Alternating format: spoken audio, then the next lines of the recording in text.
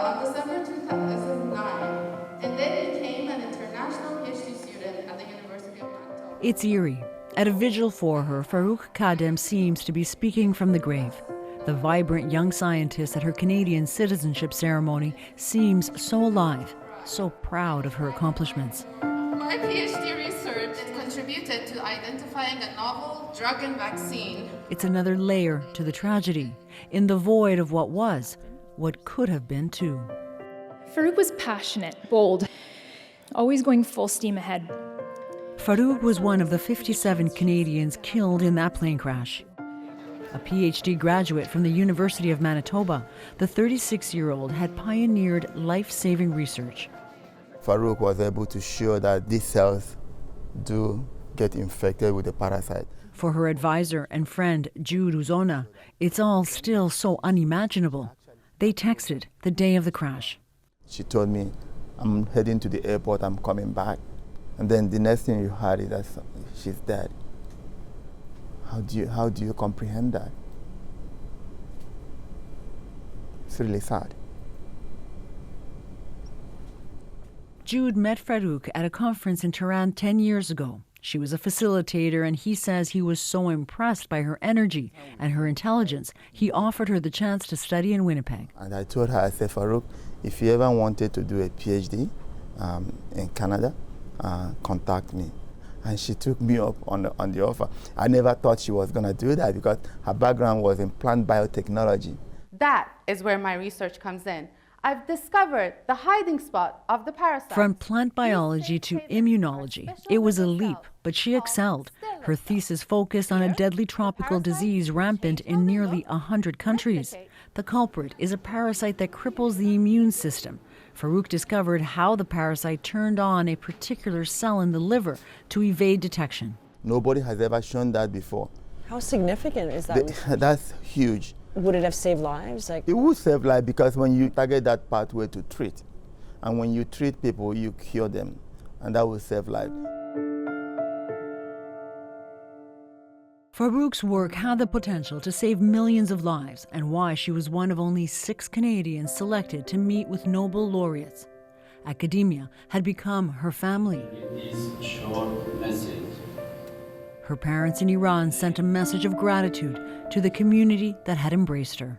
I would like to extend my sincere thanks to the University of Manitoba. The place where she built an incredible legacy, where her work will carry on. The beauty of science is that she has laid the foundation for another person to move forward. But when the person moves forward, she's always going to get a credit. So she lives on in that way. She lives on that way.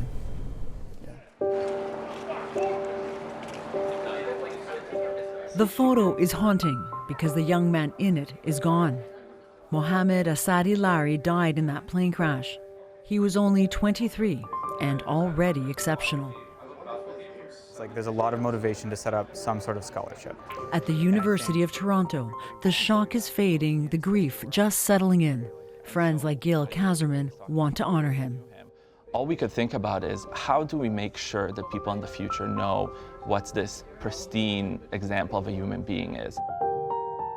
Mohammed was a medical student at the University of Toronto and was also pursuing a PhD.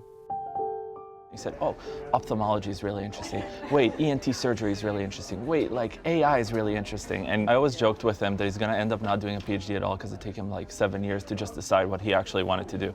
At that point in time, I had this very deep passion for science. At a TEDx talk last year, he said science in any form was his passion. And there will be issues that you're passionate about, and you need to take action on those issues. He took action by creating a STEM fellowship when he was just an undergrad. The program now runs in schools across the country. And he kept advocating for more support for science research, lobbying politicians every chance he got, including Canada's Deputy Prime Minister. I'd like to talk about Mohammed.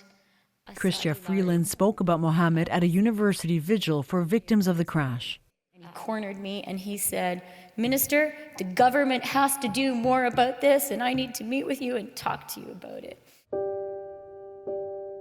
Mohammed was part of a small cohort of brilliant minds, the generation on the edge of new discoveries. He was going to try to be a change maker, influencer. Dr. Nicola Jones runs the university's MD PhD program. And we only take 8 a year. And within that group, Mohammed was actually exceptional. Like, he really stood out. The hope is his light doesn't fade away. You know, if you can take any sort of positive thing from such a tragedy, is just who Mohammed was and what he stood for. I think everybody who knows him feels that because of this, they're going to try harder. They're going to do a little bit more. They're going to try to emulate his ethos and really try to be change makers more, try to empower people, and just be a really kind, caring individual. That was Mohammed.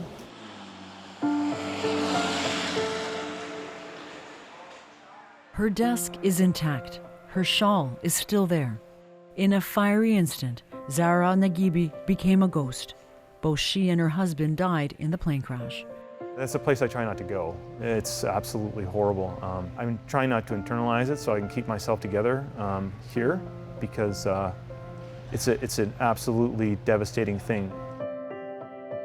Zahra was a PhD student at the University of Windsor, a rising scientist, a rising star. It's horrible. Her supervisor, Roop Carivo, is struggling to contain the loss. There's the emotional part that you try to deal with. And then, in a sort of on a cold clinical way, there's the practical side. She was such an enormous force. Zahra's work focused on solar energy to keep greenhouses running. She had just completed the delicate, painstaking task of creating a model of a microclimate. Zahra's model could tell you minute to minute what the energy consumption would be in a greenhouse at any time. She could also show what was going to happen in the future, which enables you to do things like design a better or more innovative energy supply system. That need for alternative energy supplies is huge in a province where the number of greenhouses is exploding. Zahra's work was so relevant, it led to 2 university projects. The official launch was just days after she died. Her name was still on the papers? Yes, it was still on the agenda. Yeah, I didn't have the heart to take it off. Why? Yeah. Because it's still her work. And, you know, it was important that people understood she was missing. There was someone there who had got us to that point, and they couldn't be with us physically, but her work was there, and we would take it forward. These things are all connected. But for her colleagues especially, there's an intangible loss, and it's so hard to measure. You know, when you think of the tragedy of people losing their lives, but so much of it too is about the loss of potential, right? Yeah. What do you think was lost? Yeah, well, the brain trust, the collective brain trust. I'm only intimately familiar with what Zahra was able to offer, but I know that it was indicative of the rest of the talent that was on that plane. So I think we lost a lot as a nation. I can't imagine the collective impact, and we won't know, because it's very difficult to quantify that going forward. Zahra's belongings will remain untouched for 40 days to respect the traditional mourning period in Iran.